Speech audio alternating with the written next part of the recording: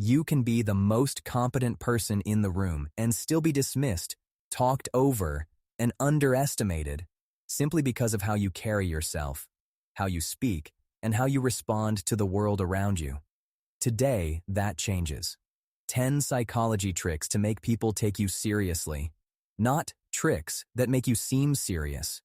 Tricks that make people feel, instinctively, automatically, without being able to explain why, that you are someone worth listening to. The first trick is to slow down when you speak. This is the most immediately powerful change you can make, and most people do the exact opposite. When people feel nervous, overlooked, or unsure of themselves, they speed up. They rush to get their point out before someone interrupts. They fill every silence because silence feels like losing ground. They talk faster and faster, unconsciously signaling to the room that they do not fully trust their own words to be worth the wait. But watch the people in any room who command the most attention.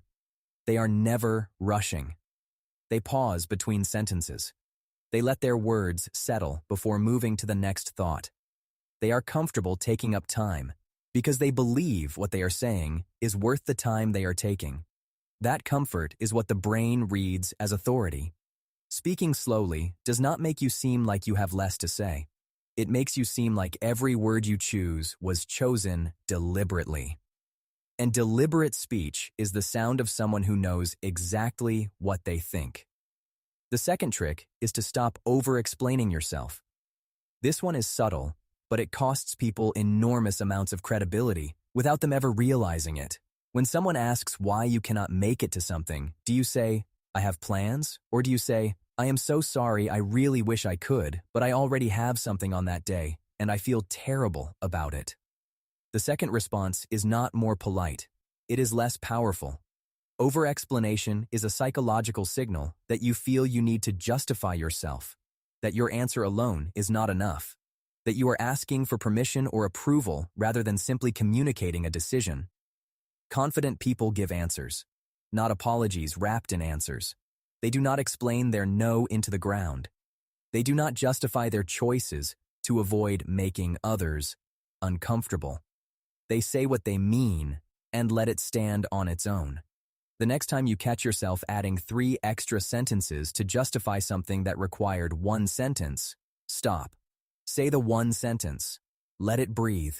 Move on. That restraint alone will change how people hear you. The third trick is to hold eye contact 3 seconds longer than feels comfortable. Most people look away at exactly the moment eye contact starts to feel intense. That break, that small moment of looking down or to the side, is read by the other person's brain as submission. Primatologists and social psychologists have documented this across cultures. Sustained eye contact signals confidence, authority, and the belief that what you are saying deserves to be heard. Breaking eye contact first signals the opposite. This does not mean staring without blinking. It means staying in the contact slightly longer than your instinct tells you to. 3 extra seconds. That is all.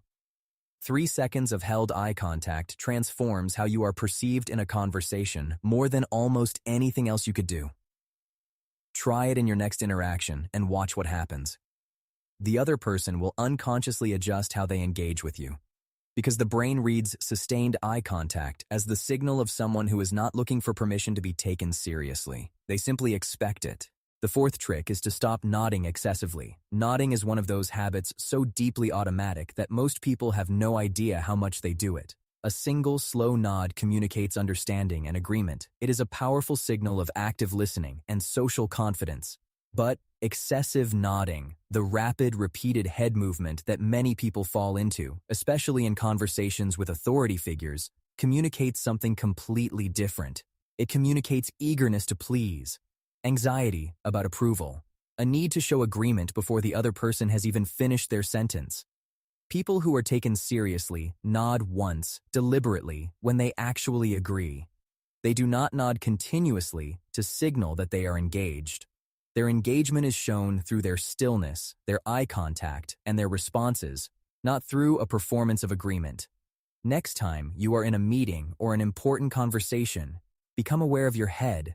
Let it be still. Let your stillness communicate that you are thinking rather than performing attention. The fifth trick is to use silence as a tool. Most people are terrified of silence in conversation. The moment a pause opens up, they rush to fill it. With filler words, with unnecessary additions, with anything that keeps the air occupied. But silence used deliberately is one of the most powerful signals of psychological authority that exists. When someone says something to you and you pause before responding, genuinely pausing, not scrambling for words, you communicate that you are processing, that you are thinking, that your response will be considered rather than reactive. Leaders do this. Negotiators do this. The most respected people in any room do this. They are never in a hurry to respond, because they are not afraid of the space between what was said and what they will say next. And that lack of fear is read by everyone in the room as confidence. The next time someone asks you something important, resist the urge to answer immediately. Take 2 seconds, then respond. That 2-second pause will make everything you say next feel twice as considered and twice as credible. The sixth trick is to stop laughing at things you do not find funny. This sounds small. It is not. Social laughter is one of the most automatic human behaviors there is. Someone makes a joke. You laugh, not because it was funny, but because laughing feels safer than not laughing. Because not laughing might seem rude, might seem cold, might make the other person uncomfortable.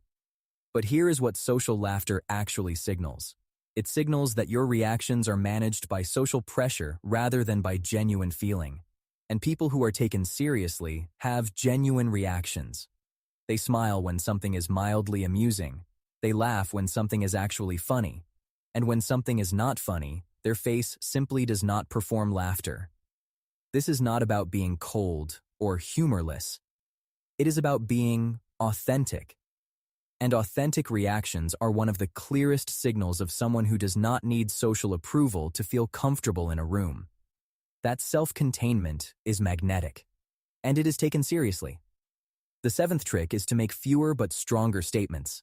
In most conversations, the person talking the most is not the person being taken most seriously. The person being taken most seriously is the person whose words carry the most weight when they do speak. Think about the most respected person you know in any environment. Are they the one filling every silence? Are they the one who has a comment about everything? Or are they the one who listens more than they talk? And when they do speak, people lean in slightly because they have learned that what comes next will be worth hearing. That reputation is built by restraint, by choosing not to share every thought, by letting some observations go unsaid, by speaking with precision rather than volume. The next time you are in a group setting, speak less than you want to. Let others finish their points without adding to them. When you do speak, make it count. One strong, clear statement lands harder than 5 average ones. And people remember the one strong statement. They forget the 5. The 8th trick is to stop apologizing for things that do not require an apology. Sorry I am late. When you are 2 minutes late, sorry to bother you. When you are doing your job, sorry for asking. When you have a completely legitimate question, sorry I just think I know why. As a way to introduce your own opinion, every unnecessary apology chips away at how seriously you are taken.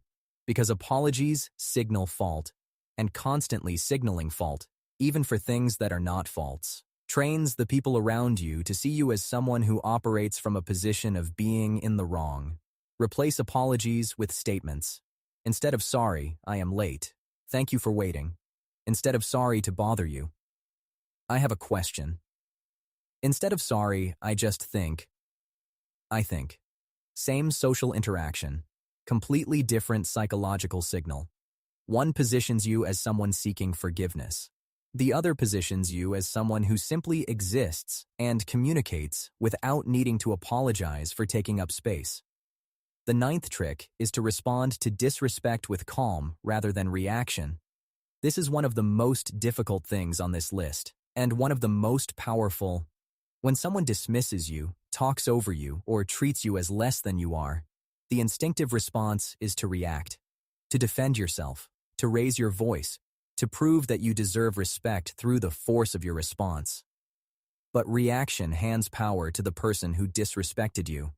It confirms that they were able to move you, that their dismissal landed, that you needed to respond to it to feel okay. Calm does the opposite. Calm says, "What you just did not reach me." Calm says, "I do not need to defend my worth because my worth is not up for debate." Calm says, "I have seen this before and I know exactly what it is." A slow blink, a measured response, a steady voice that does not rise. These signals communicate something no amount of defensive argument ever could. They communicate that you are someone who does not need the room's approval to feel secure in who you are. And people take that person seriously, automatically, instinctively, because that level of calm in the face of disrespect is rare. And rare things command attention. The 10th trick is to follow through on small things. This is the one most people overlook because it seems too simple. You said you would send that message. Did you send it? You said you would be there at 7. Were you there at 7? You said you would look into something. Did you look into it? Credibility is not built in grand gestures. It is built in the accumulation of small kept promises. Every time you say you will do something and then do it, you make a deposit into how seriously people take you. Every time you say you will do something and do not, regardless of the reason, you make a withdrawal. And the account that matters most is not money or status or title. It is the account of whether people believe what you say when you say it, whether your word means something, whether when you commit to something, it happens. People who are taken seriously do not have to demand respect. They do not have to ask for it. They do not have to perform it. They have simply made it impossible for the people around them to feel anything else. Because every small, consistent signal they send, how they speak, how they carry themselves, how they respond to the world, adds up to one undeniable conclusion. This person is serious, and serious people are taken seriously. Start with one thing on this list, not all 10. 1. And watch how the room shifts. If this video changed how you see yourself in a room, comment below which trick hit hardest. And subscribe to Into the Psych for more videos on psychology, human behavior, and the hidden patterns that shape how the world sees you. See you in the next one.